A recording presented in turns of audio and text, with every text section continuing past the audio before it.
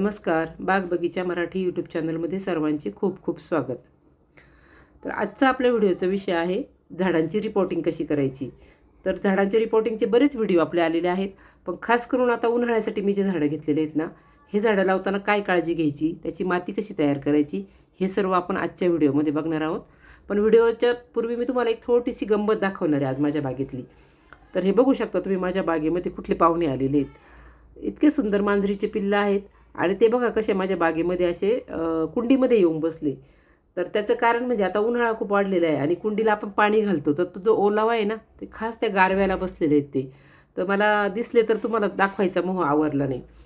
ह्यावेळेस तसा व्हिडिओ टाकायला थोडंसं लेट झालेला आहे, पण आता लागोपाठ आपला 2 व्हिडिओ येणार आहे.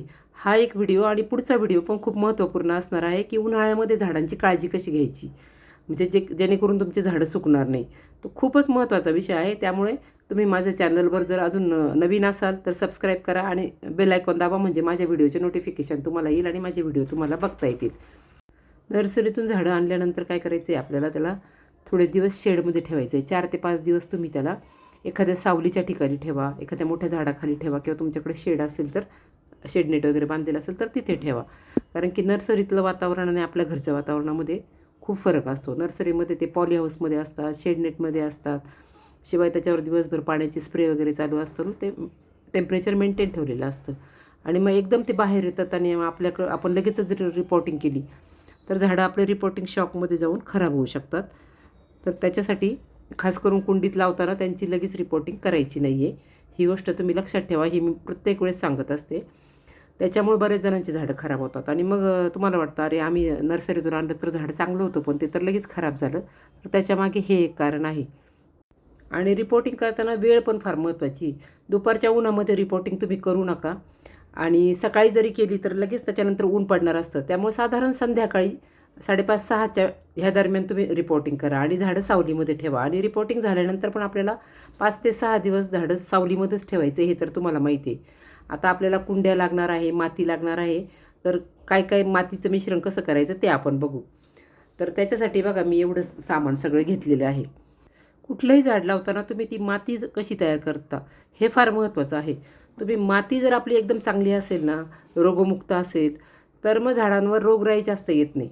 तर त्याच्यासाठी मी माझी कुंड्यांमधली माती आहे, पण ती चांगली उन्हामध्ये सुकवून घेतलेली आहे. जवळजवळ 2 ते 3 दिवस उन्हामध्ये सुकली. त्याच्यानंतर इथे मी हे गांडूळ खत घेतलेलं आहे. तर तुमच्याकडे जर चांगलं कुजलेलं शेणखत असेल तर ते घ्या, किंवा गांडूळ खत घ्या, लीफ कंपोस्ट घ्या. आणि कोकोपीट, आत्ता उन्हाळ्यामध्ये आपल्याला कोकोपीट म्हणजे हा सगळ्यात महत्त्वाचा घटक आहे. कारण कोकोपीटमध्ये पाणी म्हणजे धरून ठेवतो कोकोपीट, आणि त्याच्यामुळे आपली मातीची ओली राहण्याची क्षमता वाढते. त्याच्यानंतर वाळू पण घाला तुम्ही. आणि हे घेतलेलं आहे मी बोन मील आणि निंबोळी पेंड एकत्र केलेली आहे. आता आज एक गंमत अजूनही माझ्या व्हिडिओमध्ये तुम्हाला दिसेल, की आज माझ्याबरोबर झाडं लावण्यासाठी माझा छोटा नातू आहे. तो फक्त 5 वर्षाचा आहे, पण त्याला छान आवडतं माझ्याबरोबर असं झाडांमध्ये काम करायला. तर त्याचं नाव आहे युगंधर आणि तो बघा आता मला झाडे लावायला मदत करतो आहे. तर ही माती घेतलेली आहे. तर थोडासा व्हिडिओ काही ठिकाणी स्लो वाटेल तुम्हाला, कारण की मी त्याला सांगणार आणि मग तो करतो आहे. तर आता माती घेतली, मग त्याच्यानंतर त्याच्यामध्ये खत टाकलं. तर मातीच्या निम्मं खत घ्या, किंवा मातीच्या बरोबरीने घेतलं तरी चालेल. साधारण मी 40% माती आणि 30% खत घेतलेलं आहे.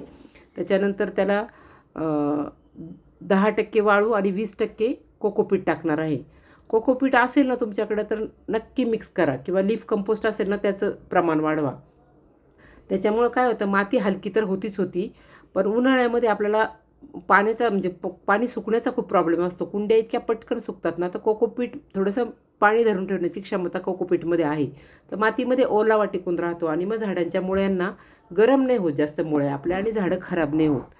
तर त्याच्यासाठी माती चांगली तयार करायची. आता माती तयार केली, आता कुंड्या तयार करायच्या. तर नेहमीप्रमाणे कुंड्यांमध्ये मी खाली खापराचे तुकडे टाकत असते. त्याप्रमाणे युगंधर आता सगळे टाकतोय त्यात खापराचे तुकडे. त्याच्यावरती मी गवत म्हणा, वाळलेलं पालापाचोळा असं घालणार आहे. तर मी झाडांचे पानं पण ठेवत असते आणि किचन वेस्ट मुख्यतः मी काही टाकते कंपोस्टमध्ये आणि काही असं सुकवून ठेवत असते. भाजींच्या काड्या वगैरे, मेथी, कोथिंबीर निवडल्यानंतर कोबीचे पानं, असं जे जे आपल्या किचनमध्ये निघतं ना, की जे आपण भाजी करून उरतं कापून, म्हणजे ते सगळं मी सुकवून ठेवत असते. तर आज ह्या सगळ्या त्या भाजीच्या काड्याच आहेत बघा किचन वेस्टच्या. मग याचे 2 फायदे आहेत बघा. आपला पण झाडांसाठी त्याचं खत होणार आहे काही दिवसांनी आणि पर्यावरणाचं रक्षण झालं. आपण बाहेर काही आपला कचरा जात नाही आहे, तर ह्या असं त्याचा डबल फायदा असतो. आता ह्या छोट्या कुंड्यांमध्ये झिनियाची रोपं लावायची आपल्याला. तर असे त्याचं पिशवी काढून घ्यायची फाडून आणि व्यवस्थित गोळा काढून तो मध्यभागी ठेवायचा कुंडीच्या. त्याचे रूट्स तुम्ही नवीन असेल तर अजिबात डिस्टर्ब करू नका.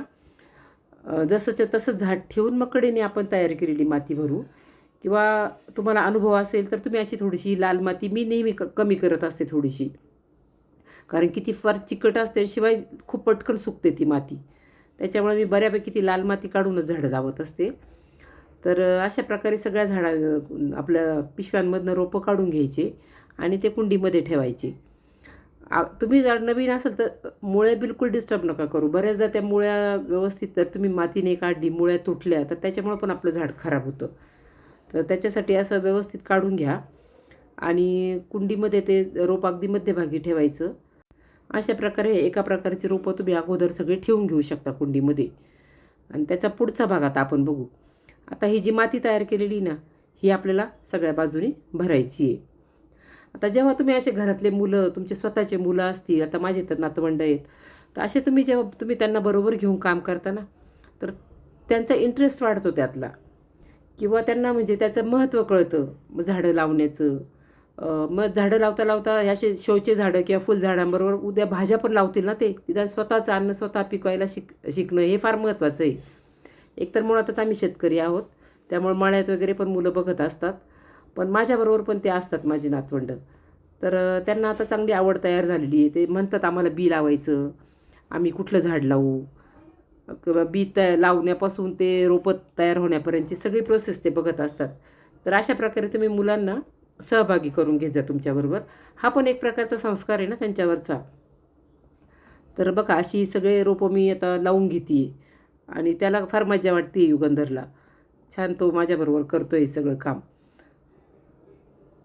तर माती व्यवस्थित भरल्यानंतर ती हलक्या हाताने दाबून घ्यायची आपल्याला सगळं. त्याच्यामध्ये एअर पॉकेट्स ठेवायचे नाही कुठली. ही झेंडूची व्हरायटी मला पहिल्यांदाच मिळाली. मला वाटतं हे जाफरीचे रोपं आहे, जाफरी झेंडू म्हणतात याला. तर बघू आता ते कितपत येतात, मला त्याची थोडीशी शंका वाटते आहे. पण आणले मी 3च रोपं आणले आणि ते तिन्ही पण आता एका कुंडीत. जेव्हा तुम्ही असे बंचनी झाडं लावताना म्हणजे एका कुंडीमध्ये एकसारखे, ते पण खूप छान दिसतं बरं का. अगदी छोट्या छोट्या कुंड्यांमध्ये वेगळं लावण्यापेक्षा तुमच्याकडे जर अशा रेक्टँग्युलर कुंड्या असतील किंवा गोल जरी कुंडी असेल ना, त्यात 3-4 रोपं लावा तुम्ही, ते दिसायला खूप छान दिसतं. आता झाडं रोपं सगळे लावून झाले आणि आता याला आपल्याला पाणी घालायचं आहे. पाणी घालताना तुमच्याकडे जर ह्युमिक ॲसिड असेल ना, तर ते ह्युमिक ॲसिड नक्की पाण्यामध्ये मिक्स करून ते घाला. त्याच्यामुळे आपल्या ज्या मुळ्या डिस्टर्ब झालेल्या असतात ना, तर त्या म्हणजे त्याला काही इजा नाही होत. ते मुळ्यांवर काम करतं ह्युमिक ॲसिड. त्याच्यासाठी तुम्ही ते नक्की घाला. आणि आता हे झाडं आपल्याला 5 ते 6 दिवस परत सावलीमध्येच ठेवायची आणि त्याच्यानंतर उन्हामध्ये शिफ्ट करायची. ही गोष्ट खूप महत्त्वाची आहे बरं का. एकतर तुम्ही संध्याकाळी रिपोर्टिंग करा. रिपोर्टिंग केल्यानंतर 5 ते 6 दिवस झाडं तुम्ही सावलीमध्येच ठेवा आणि मग सकाळी जिथे ऊन मिळेल अशा ठिकाणी ठेवा आणि मग दिवसभराच्या उन्हामध्ये जे लागतील ना ते ठेवा. व्हिडिओ आवडला असेल तर नक्की लाईक करा, शेअर करा. थँक्यू.